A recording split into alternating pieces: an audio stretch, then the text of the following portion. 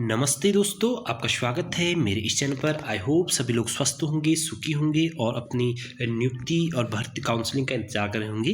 तो दोस्तों, जैसे कि आपको पता है, कल उधम सिंह नगर की काउंसलिंग लिस्ट जारी हो चुकी है और 1-2 दिन में ही यहाँ पर आपको अन्य जिलों की भी काउंसलिंग लिस्ट दिखते हुए नज़र आएगी। तो दोस्तों, मैं इस वीडियो में आपको सब कुछ बताने वाला हूँ कि ओवरऑल कितने यहाँ पर भरे गए हैं फॉर्म और कितनों पर यहाँ पर कितना मौका इस भर्ती में है, कट ऑफ रहने की क्या उम्मीद है और कट ऑफ कम कैसे रह सकती है इस भर्ती में और आपको कहाँ पर काउंसलिंग करानी चाहिए। इस वीडियो में मैं सारी चर्चा करने जा रहा हूँ। थोड़ी सी वीडियो लंबी रह सकती है दोस्तों, लेकिन आप प्लीज़ स्किप ना कीजिएगा, पूरा इसको जानिएगा। तो दोस्तों, सबसे पहले मेरा निवेदन आपसे ये है कि अगर आप चैनल पहली बार आए होंगे या आप चैनल पहले से हैं तो प्लीज़ चैनल को सब्सक्राइब और लाइक अवश्य कर लीजिएगा। तो दोस्तों, पहले हम इसको पढ़ लेते हैं, फिर सारे फैक्ट पर बात करेंगे।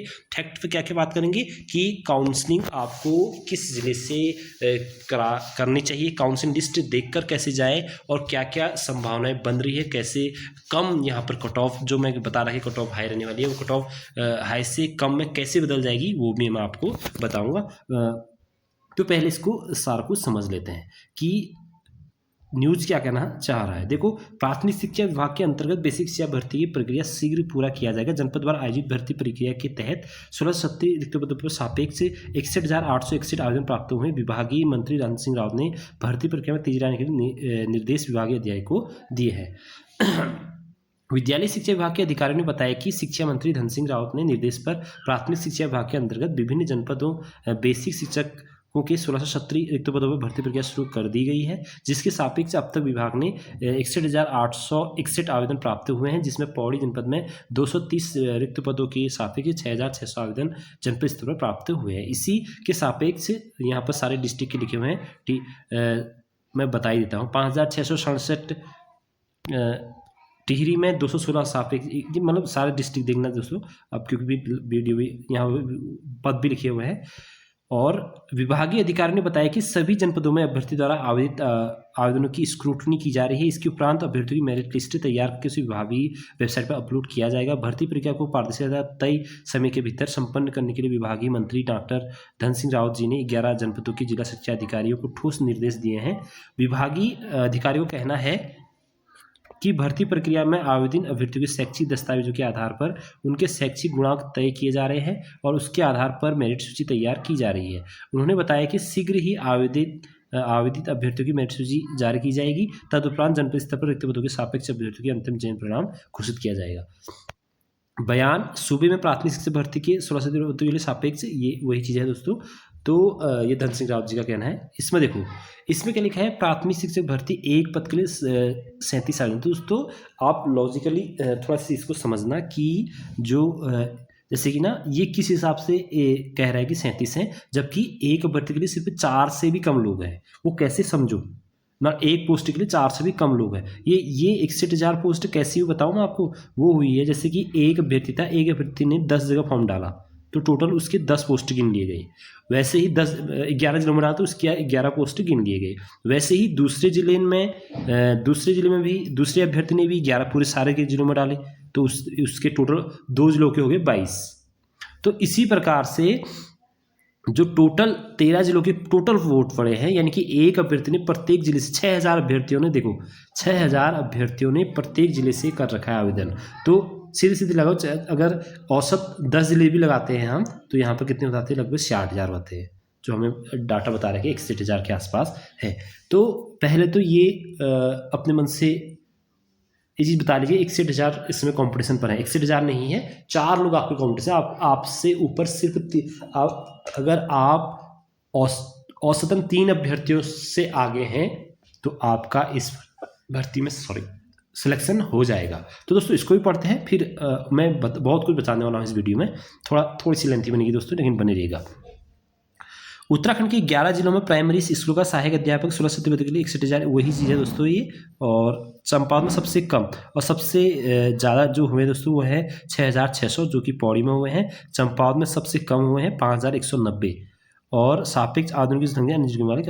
तो यही चीज़ है दोस्तों इसमें, और सब कुछ यही लिखा हुआ है। इस बार यूपी और कुछ यहाँ पर यूपी रिलेटेड संबंध भी लिखा है। मैं भी थोड़ा सा वेट कीजिएगा, मैं अभी आपको सारी चीज़ें और चीज़ें बताने वाला हूँ कि आप किस प्रकार से अपने मेरिट को कम कर सकते हैं। तो दोस्तों शैक्षिक गुणांक से तय होगी मेरिट, कैसी होगी? गुणांक से, जिस प्रकार से डीएलएड हो गया और आपका टेट हो गया, दोनों टेट या सीटेट जो भी है उसके गुणांक जो भी बनेगा उस हिसाब से इस बार के हमेशा की तरह उसी प्रकार सिलेक्शन होगा। इस बार भी यूपी डीएलएड के आवेदन, सभी पिछले साल में हुई भर्ती प्रक्रिया में नियुक्ति शिक्षकों की यूपी से डीएलएड मामले की जांच चल रही है। वहीं नई भर्ती प्रक्रिया में भी यूपी से डीएलएड करके आए कई अभ्यर्थियों ने आवेदन किया है। यूपी में 2024 से पहले डीएलएड के लिए वहाँ का स्थायी निवासी होना जरूरी था, जबकि उत्तराखंड में भर्ती के लिए यहाँ का स्थायी निवासी होना जरूरी है। ऐसे में यूपी और उत्तराखंड दोनों राज्यों के स्थायी निवास प्रमाण पत्र वाले आवेदन इस बार स्क्रूटनी में खारिज हो सकते हैं। यानी कि जो स्क्रूटनी मतलब जिनकी जांच भी जो निरस्त की प्रक्रिया चल रही है, कौन कौन से हो सकते हैं, तो ये बात कही जा रही है। नए साल में ये कुमाऊं संबंधित है, तो नए साल में 643 शिक्षक मिलने जा रहे हैं कुमाऊं मंडल को। तो अब मैं आपको क्या बताने वाला हूँ दोस्तों, पहले तो मैंने बता दिया कि आप 61,000 को छोड़ दीजिए कि 61,000 आपके 61,000 में से आपको 1600 पोस्ट मिल रहे, नहीं, आपको अपने से सिर्फ औसतन 3 अभ्यर्थियों को, यानी कि 6,000 में से 16 को 64 होता है, 1600 है तो 16 को 64 के आसपास लगा लो, यानी कि आपसे हर 3 में आपका नाम होना चाहिए। हर 3 का मतलब औसतन, मतलब आप लोग 3 अभ्यर्थियों से हर 4 लोगों में 1 पोस्ट होने जा रही है। हर 4 अभ्यर्थी में 1 पोस्ट होगी। अगर 4 लोगों के कॉम्पिटिशन होता है, 1 अभ्यर्थी का उसका सिलेक्शन हो जाएगा। अब मैं आपको बता रहा हूँ कि आप काउंसलिंग कम किस प्रकार से जा सकती है। अब एक चीज़ बहुत इंपॉर्टेंट है, इसको पढ़ना। यहाँ नीचे लिखा हुआ है, क्या लिखा है? एक जिले में होंगे काउंसलिंग। इस बार प्राथमिक स्कूलों में शिक्षक बनने के लिए अभ्यर्थी एक ही जिले में ही काउंसलिंग में शामिल हो सकेंगे। तो बहुत बड़ी, जैसे 6th काउंसलिंग हुई थी ना, पता है आपको 6th काउंसलिंग किस प्रकार से हुई थी?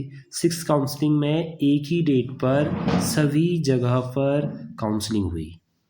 उससे क्या हुआ कि एक अभ्यर्थी दूसरी जगह पर नहीं जा पाया, यानी कि दूसरी काउंसलिंग का इस बार ये शायद प्लान ही नहीं कर रहे हैं, क्योंकि अभ्यर्थी ठीक ठाक हो गए हैं।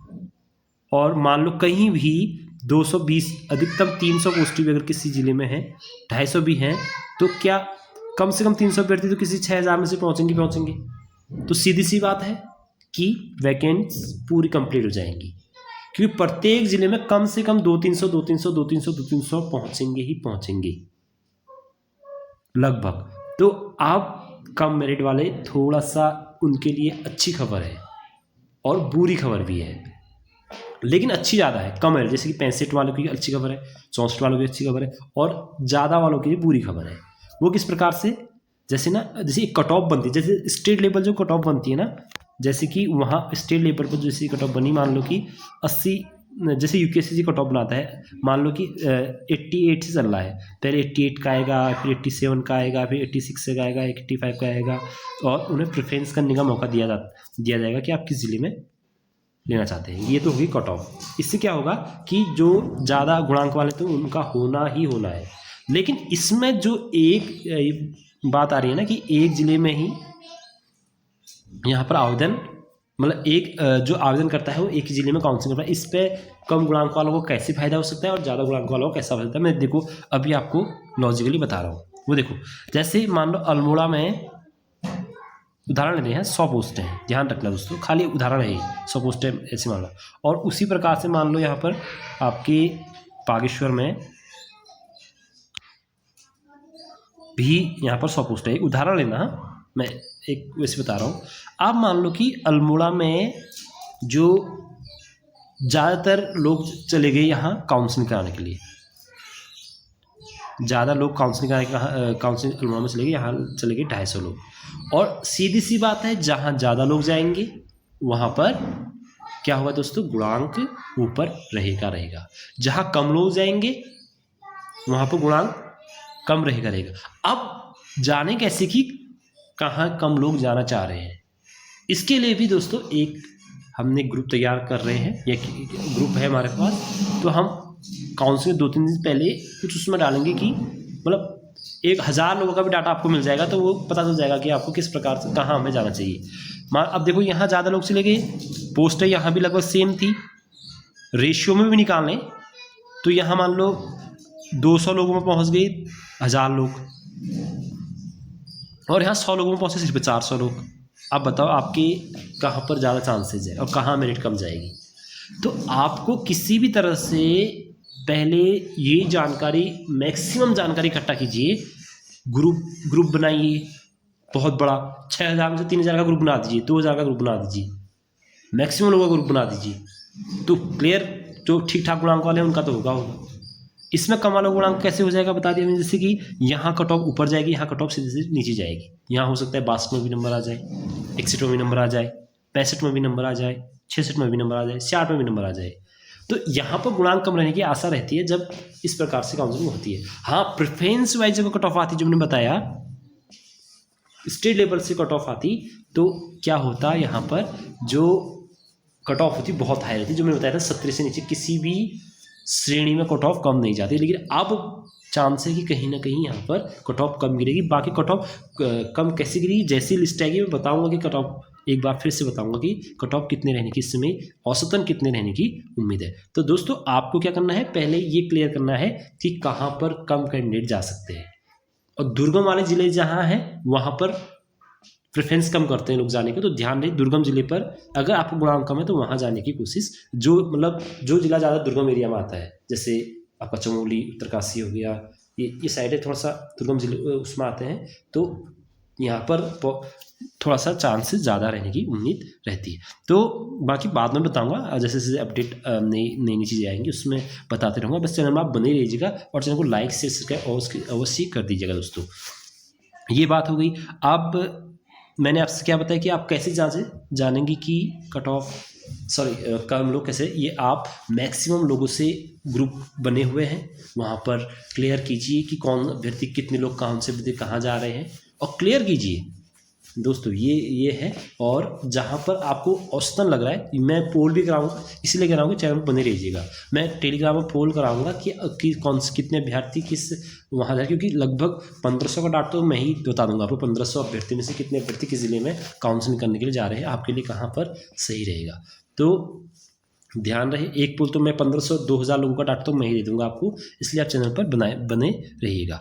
अब दूसरी बात, कट ऑफ मैंने बता दिया कम किस प्रकार से सकते हैं। बाकी आप अपनी कट ऑफ कैसे दे सकते हैं वो दोस्तों, मैं जैसे ही कोई लिस्ट आएगी ना, कोई भी लिस्ट आएगी, मैं बता दूंगा कि आपका सिलेक्शन इस बार होना है या नहीं होना है, आप किस क्रम पर हैं, कैसे आपको चेक करना है, आप किस पोजीशन पर हैं और कहाँ पर आपका सिलेक्शन हो सकता है। ये जैसे ही कोई भी प्रतियोगी लिस्ट आती है मैं आपको बताऊंगा कैसे आपको चेक करना है, और फिर मुझे नीचे कमेंट करना है, तो मैं आपको जैसे टाइम मिलेगा मैं कोशिश करूँगा आपको पर्सनली रिप्लाई करने का। तो दोस्तों मैंने कुछ फैक्ट्स पर बात कर दी, आई होप वीडियो आपको पसंद आई होगी, और मैं थोड़ा सा लेट में आया, ये सारी चीज़ें शायद यूट्यूब में घूम रही होंगी।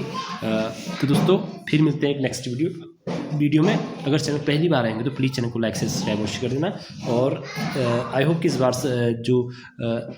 जो लोग मतलब जिनका इंटरेस्ट एजुकेशन पर है, बेसिक शिक्षा पर मेजर चेंजेस लाने की है, उन लोगों का तो अवश्य इस भर्ती में हो जाए। तो दोस्तों फिर मिलते हैं नेक्स्ट वीडियो में, तब तक के लिए धन्यवाद, शुक्रिया, और आप सभी को मेरा नमस्ते।